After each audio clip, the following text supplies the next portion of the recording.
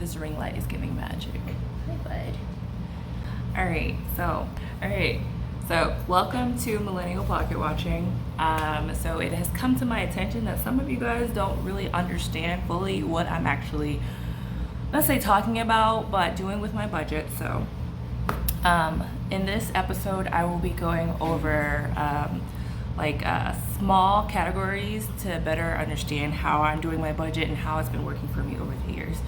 I have had this budget for at least 5 years now, and it's worked wonders. I've paid off my student loans, I purchased a house, I paid off a house loan, not my mortgage, but a house loan for some repairs that I need to get done.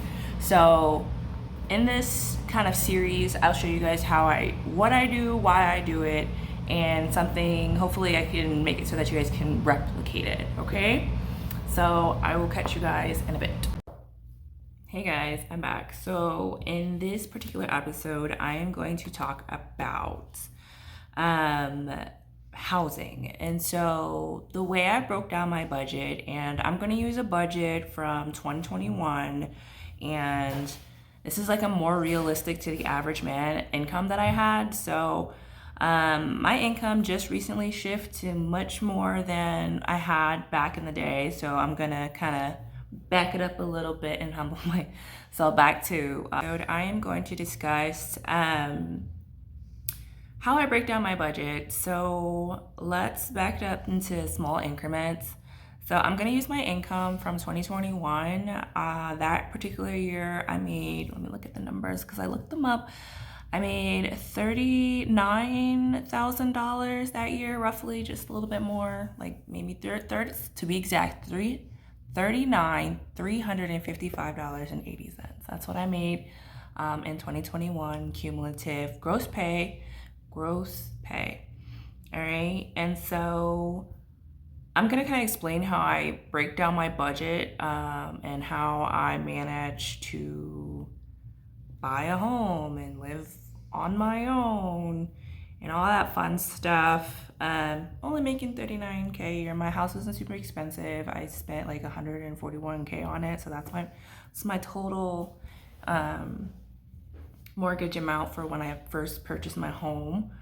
So nothing out of my price range. I made sure that when I purchased my home, my all around expenditure on the home was between 25 and 30% of my income,